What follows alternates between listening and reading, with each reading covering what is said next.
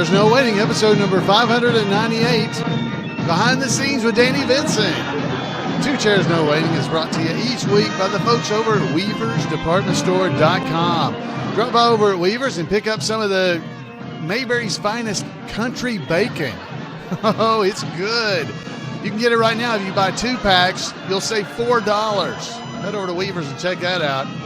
As long as you're over there, you might as well look at the coffee. They've got all kinds of stuff that's Mayberry's finest. And brand new, not around long anyway, we got some Christmas ornaments that I think you're going to enjoy. So go over to WeaversDepartmentStore.com and check it out. Two Chairs No Waiting is also brought to you by donations from listeners just like you. The executive producer of episode number 598 is Steve Crass. So, Steve, thank you very much for supporting the show, and thank you for just all you do to help take care of the Andy Griffith Show fans, because without you and people who donate to the show, we couldn't keep the podcast going. Guys, I'm Alan Newsom, your host for Two Chairs No Waiting, and we did an episode a few weeks ago about Danny Vinson. It was episode number 594 that hopefully you were able to listen to, and if you didn't, you can pause and go over and check that one out first, because I know you're going to enjoy hearing from Danny, and you'll get to know him a little bit better during that interview, and it'll lead right into what we're going to do to this episode. So I know you're going to enjoy it. This is kind of behind the scenes. That first episode was us talking with Danny, finding out what kind of a big Mayberry fan he is, and just how I got to know him, how he got to know George Lindsay, so many really neat things. And then we carried on with a conversation that went on another, well, you'll see it, another 20 or 30 minutes, just talking about the things that were in the room with him. Now, I do want to suggest that if you're an audio podcast listener, you may enjoy heading over and actually watching this episode, because it's going to be a lot of visual. He's going to be talking about things and pointing them out and showing you things as he's walking around his room. So it might be worth it to you to actually watch the video version of this show. You don't have to look at me that much. It'll be Danny you're getting to look at. So that's a plus. So I really want to thank Danny for all the time he spent with me. And hey, let's just go on over there and hear from Danny in his the behind the scenes with Danny Vinson. So yeah, okay. So hey, Danny's going to show us around in his room here. So this will be this is bonus footage. Well, pardon the camera. Yeah, anybody with motion sickness, take care of yourself. But he's a pretty good cameraman. We'll do a stroll here. I've just done a good job of saving everything. I'll talk about some of this stuff later, but everything has some sort of meaning, usually either in my life or the movie business. But and this is my office here at the house, but. And I have a ton more pictures than this, but this is a sampling of it. There's Will Ferrell and John C. Reilly from Talladega Nights. Wow. And Sandy Bullock from A Time to Kill. There, she's that's the last day of the shoot there, and I finally got enough courage to walk up to her and ask her for a picture, and she was so nice. That's old Reese Witherspoon right there. We know her from Walk the Line. There's Ernie Borgnine. That was over in Florence, of course, at one of the film festivals there. And here's my little tribute to George. Yeah, that was the tire gauge I was talking about earlier that I saw. It is. I saw it, and I was asking if George had given him the tire gauge, and he told me no, it was from that movie. Which there he is in the movie there.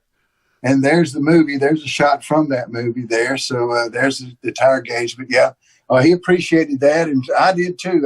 Like I say, I stole it right from him. But there's an old scene partner right there, Rants Howard. How lucky am I, man, to be able to love the show and all of a sudden get to do a scene with him. I'll never forget this is a movie called The Trial.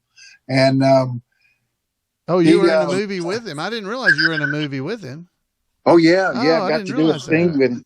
He played a judge, and I had to come and testify in his court. And it's a movie called The Trial, Matthew Modine, and it's a pretty good movie. A strange little character that I have to play, but the man's crazy, basically, pretty much. But Rance was the judge, and I'll never forget. I got the role, and I go to IMDb every day, and the role's coming up. My job's coming up in about a month or whatever. And I would watch the IMDb role list, who's who, because I knew I had a scene in a courtroom, and I knew Matthew Modine was going to be the lawyer questioning me. But and the day that I saw that pop up on IMDb that Rance Howard was going to be the judge, oh man, I was just here again. I was back on stage holding Don Knott's hand. I couldn't believe it. I could not believe it. It was, but this is Jason Ritter, John Ritter's son, and kind of an interesting story there. We had just finished this movie, and like on a Thursday, and I had to get on a plane to go to L.A. to do some work for PricewaterhouseCoopers. And didn't know it, but evidently I boarded a plane to L.A. and they had just finished one of those reunions that they did, the Andy Griffith reunions. And there in first class, buddy, is Don Knotts and his assistant. And right across from him is Howard Morris sitting there already asleep. We hadn't even taken off yet, hadn't even gone down the tarmac yet, and Howard was already asleep. And I realized, dadgum, man, that's Don Knotts. And all of a sudden, here's Howard. They've had one of those reunions. And of course, we just kept going back through Coach and going on back to where the poor people sit, Wow. And, but yeah, I thought, golly dog, man, I've got to go talk to him. I've got, and one of the co-workers of mine there had just gotten a newspaper from the Nashville Tennessean, and in it was an article about the movie that Jason and us had just finished. Allison Janney, there's Allison Janney. She was also in the same movie, and we and there was a picture of Jason in this article. And so I said, crap, man, I got one shot. So I watched him feed him. I saw the meals come through. And when he finished his meal and gave his tray back to the lady, I grabbed that newspaper article and I took off. I walked right through the middle of Coach, went straight through first class and went to the restroom in first class. Stayed there for just 5 seconds or whatever, and then came out. And on the way back, I knelt down he was right at the bulkhead, back at the very back seat of first class.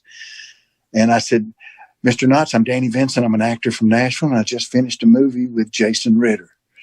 And he was staring at the back of the seat in front of him. He had those big sunglasses on. You remember those sunglasses he wore that covered everything?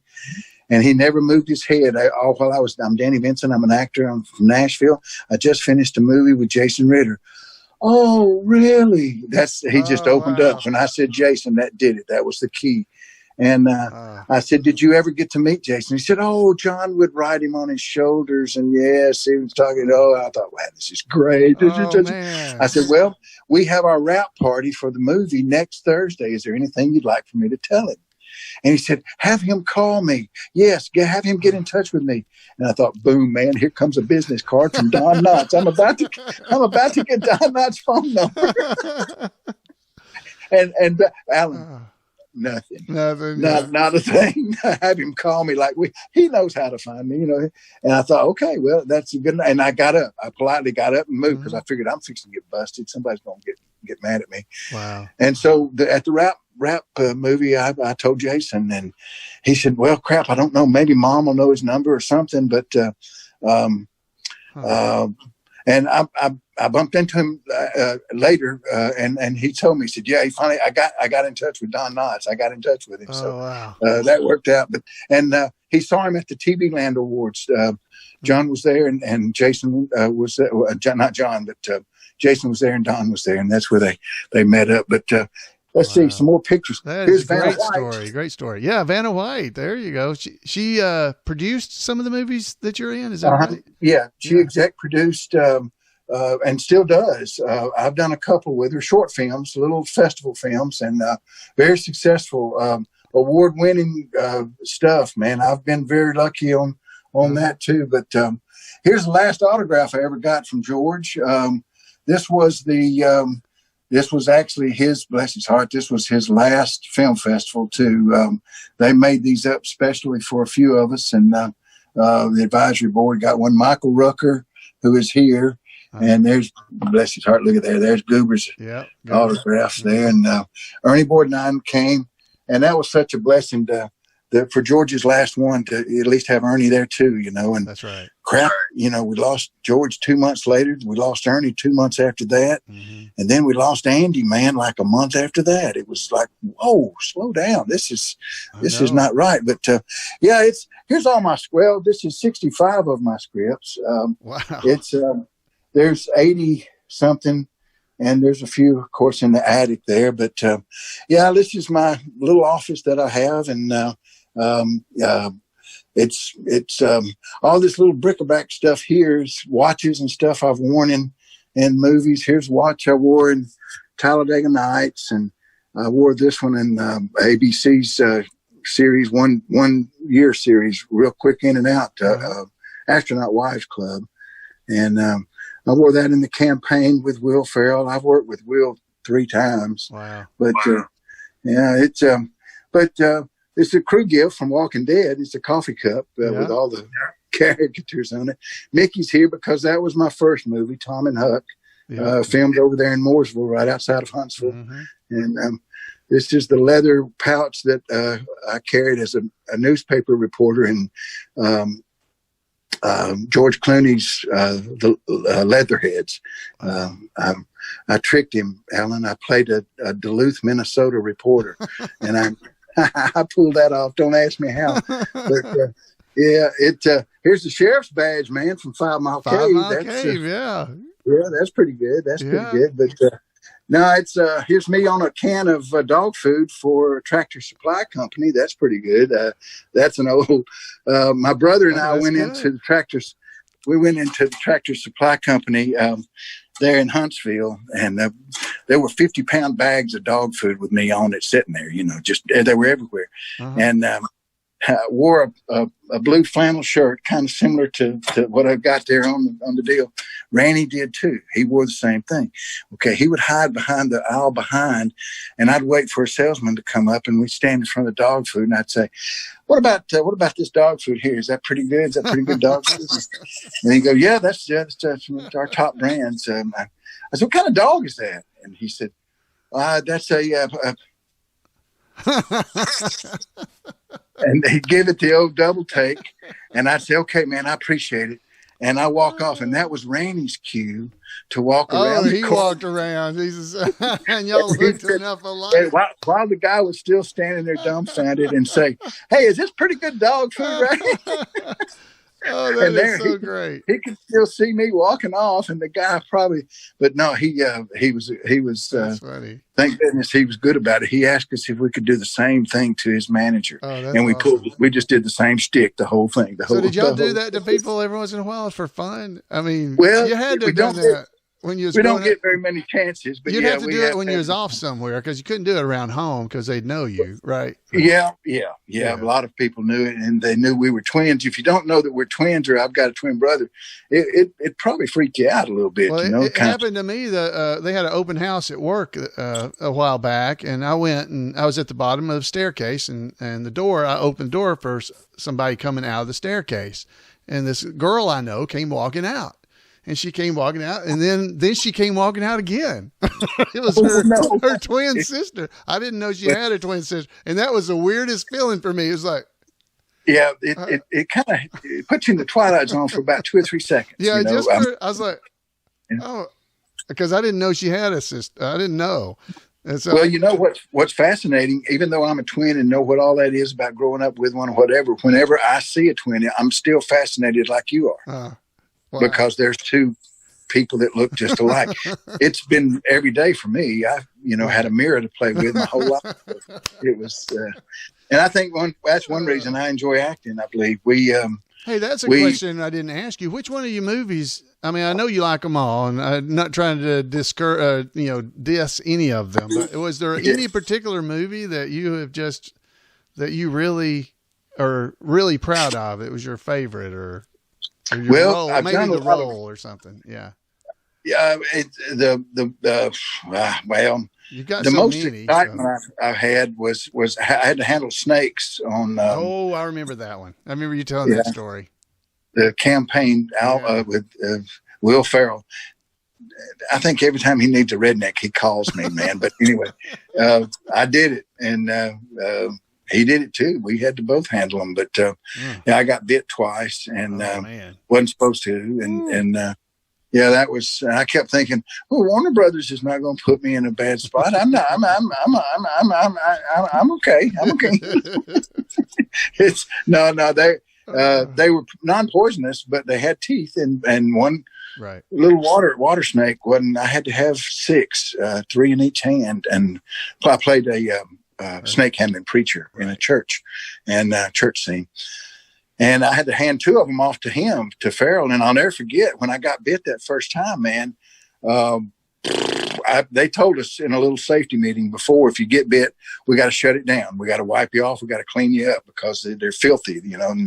And so if you get bit, let us know. And of course, you know, yeah, ow, you know, I got bit. And the scene started, and I got bit, and I thought, oh man.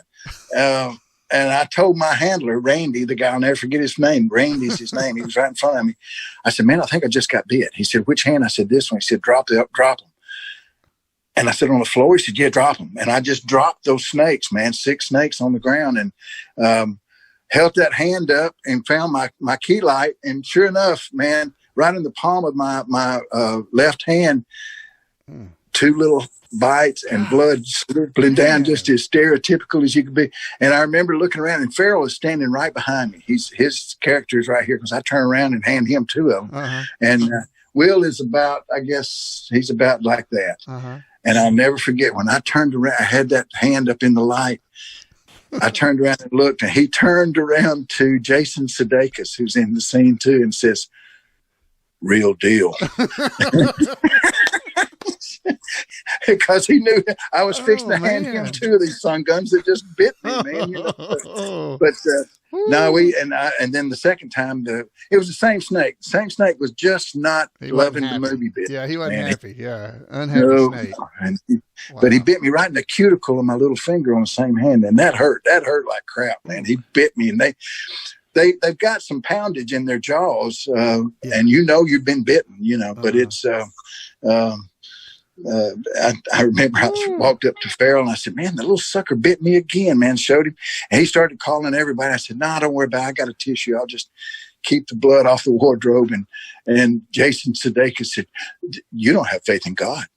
And I told him very quick. It would invite you. That's right. It would invite you. Yeah, said, that's what the snake handler people think. I've been told not to tempt God. You know, I've been told not. I'm not going to do that. No, I told him real quick. I've been a believer for a long time, and I'd love to let him hold my snake if he wanted to. He didn't care to. He didn't want. I wouldn't want to hold it either. Good grief. Well, it was an experience. Wow, that's a great story. That day when it was over with, I couldn't believe that I had just done that. I couldn't, because I'll never forget Jay Roach, the guy that directed. He walked me down the aisle of that church right after lunch, and I knew sooner or later we'd have to have the talk, you know. And he said, you know, you don't have to do this. We got a guy. If you want to, we'll use his arms. And I said, no, man, I'll do it. I said, it'll help Will. And he said, yes, it will. It will. I said, so I said, you want me to, don't you? He said, oh, yes, I'd rather you do it. I said, okay, I'll do it. And he said, so good. You're okay with snakes. And I said, no, I hate them, man. I don't like them. But I'll do it, you know. So, but I got an awful lot of script heads that are kind of cool, but I don't know if I can show them. I've talked to you about them. They're neat. We've got to go down the hallway here and see if we can light up enough to see them. But I don't know if you can see that or not, Alan. I can see it. Yeah. A few of them mounted here on the wall there, and made a little. This is Walking Dead episode, and this one. This is the trial. This is the one that Rants was in. Matthew Modine here, and let's see. I think Rants signed it again up here somewhere. Yeah, right here. Oh, right at the top. Yep. Mm-hmm. Right there. Bless his heart. What a nice man. Wow. What a nice man. He proceeded to tell me the story of that episode that picture that I've got of him and the boys that he signed. He was really nice. He said, I told him on set, oh, here's High, Wide, and Handsome. That's Talladega Nights. They Talladega wasn't going to let them use the name Talladega for a while. They thought they were going to make fun of them. And so they kept trying. But they put the first script out, and it was, at that time, man, I hated it, but it was going to be called High, Wide, and Handsome. And evidently there was an old driver that used to, they say he would pass you up high, wide, and he would smile at you and he'd go by. So he's High, Wide, and Handsome. But this is Chris Christopherson script. I did a music video for John Rich, Big and Rich, and I had to fire Chris in the video, and he signed the script for me. That was nice. He was he loved the fact he made I made instant friends with him when I told him I was in Walk the Line, his buddy Johnny Cash. But this one here, Two Soldiers, is that one won an Oscar. That's a short film we made over in North Carolina that actually won the Oscar that year for a short film live action. Wow. So yeah, that was pretty cool. That is cool.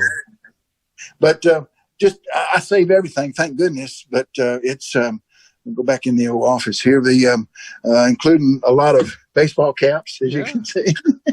So did you keep your baseball hat from 42? Did you get a baseball cap from there? No, the only thing I got from 42, I got a baseball. Let's see. Yeah. Okay, I saw a baseball on your shelf there. Yeah, that's I got a nice baseball. They had 2 wheelbarrows full of baseballs. Oh yeah. And we were at Ingalls Stadium over in Chattanooga, and it was serving as Ebbets Field there. Oh, okay. And they dressed that up, and also we got all the actors got one of these. Oh yeah, there you go. Yeah, towel. That's cool. Yeah, proud of that movie too. That was a good one. So yeah, I had a glove that had in my uniform. I was the manager of this Eddie Dyer from the St. Louis Cardinals, and I had a glove and my uniform. And so I walked by that wheelbarrow full of baseballs, and I grabbed me a baseball and stuck it in my glove, took it back to the dressing room, and I don't know how it ended up in my trunk and headed back to Alabama. But I thought, well, I don't know where those guys are now, and they can't use them again. Yeah, and they had plenty. They had plenty. They had plenty. There was plenty. But, man, you have got a neat set of memories there around you. That is absolutely amazing. Hopefully, there's a lot more to come, but it's there's this right here, this collection of, my goodness, everything in the world. There's George. That was his favorite episode. He said. I don't know if you can see that or not. Yeah, you can see it. Yeah. But there's Chris right there. Bless his heart. Good old guy. Really, really good old down-to-earth guy there. But here's the holster I used for years in the Western Sizzling Steakhouse commercials. Yeah. What was the spur from? Or isn't that a spur that you got? It is. I got that out in Sedona, Arizona. We were filming out there, and for some reason, I used to have Southwest Santa Fe decor in my bachelor apartment. Yeah. And I knew when I got married that wasn't going to work, which it didn't. So everything. So now you have that room. You have that little room now. Now it's all the spur is in my room. Yeah, that's right. So you started talking a little bit about you said Rants talked to you about that. Oh yeah. I told him, I said, man, I got a picture. I said, of you and the boys. I said, if you could sign it for me. He said, let's do that at lunch, man. I said, yeah, okay, at lunch. So I went to sit down with him at lunch, and I handed it to him, and he immediately said, Black Day in Mayberry. He said, oh, man, what a day that was.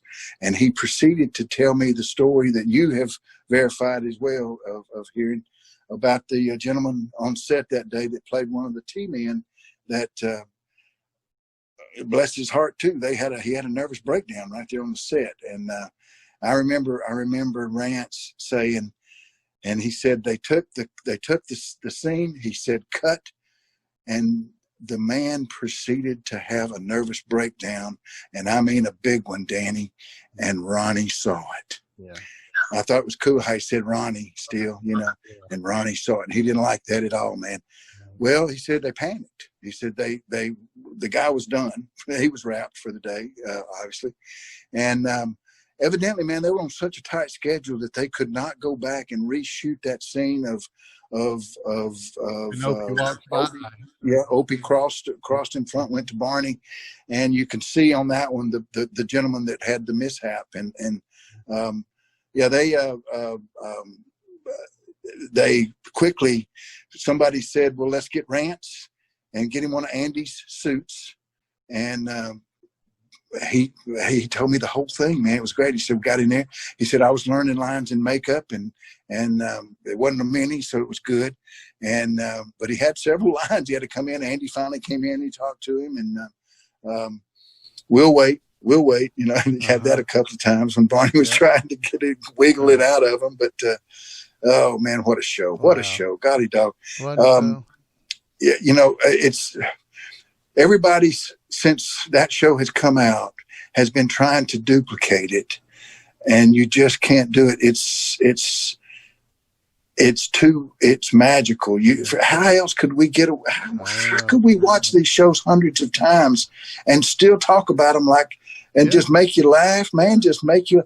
I love it. I love watching Gomer and Goober on George's first episode. That Judy scene that it just gets me every time. It gets me every time.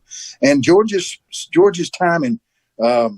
When Count Istvan Delecki, they're in the room, and Barney says, well, you're talking about a man that's over 200 years old. You believe it? I don't know, do you? It's just so funny, man. He's so perfect. So it's just, it's good stuff. And you and I are lucky, buddy. You know that. I know. Aren't we? Yeah. Yes. Yeah. And everybody watching, too. I don't care who you are. I can tell you right now, George Lindsay would have loved you. Yeah, that's right. He would have loved you. If you were a fan, then you were a fan of him. He was a fan of yours, and that was just how that worked with him. It was an automatic deal. Which here again, there's the honesty right there. It's come right through. And Andy knew what he was doing when he held on to George, because he knew he was going to be. He was going when Barney left for doing his Universal movies, man. There was no comedy relief. They'd already gotten rid of Gomer. Or got him something, and so it was. And of course, George milked that for another 8 years, man. So, and then went to Franklin, Tennessee, and did Hee Haw, bless his heart. And like I say, man, Lord's had His hand on me for quite a while now, so I'm very blessed. You have. It has been fun. I said earlier, I got to meet you at George Lindsay Film Festival a long time ago, I guess now. Yeah, man. Yeah. But it's just been fun for me because I kind of felt like I know you, and I know you better now, obviously. But but it was fun to kind of know you and see, hey, he's in this new movie, and I followed you to some degree because I think this is really cool. Plus, you're from here in the Huntsville area, and it was just really neat to see you get blessed as you went forward. And it's not just blessing you. You've worked hard. You've done a lot of work, and you've been turned down, and you've worked, and you've gotten more. And I know that, but you have been blessed. And it's, I'm so glad you didn't give up after that first speaking role fell through. Well, here again, I passed his test. He was testing me, and he let me stay. Yeah. So that was good. I wasn't bitter, and I didn't blame anybody, and whatever. I just said, okay, I throw my hands up. I'm giving up, and next thing I know, he's sending me a different message. And like I say, that was it's a little late, but it has been absolutely great getting to know you and knowing you better. And honestly, this goes back to me. The people who watch this podcast and who are big fans of the Andy Griffith Show, you included, you're just different. You're different kind of people, and it's so nice to get to meet you because you hear all the bad things in the world, but there's an awful lot of people that are super, super nice folks that are just like we are. They are big fans of the Andy Griffith Show, and you just got to look for them a little bit, and you'll be surprised. Thankful to you for keeping this going, man, and the podcasting. Thanks for showing us around your room and everything. It's been great. Thanks for spending so much time with me.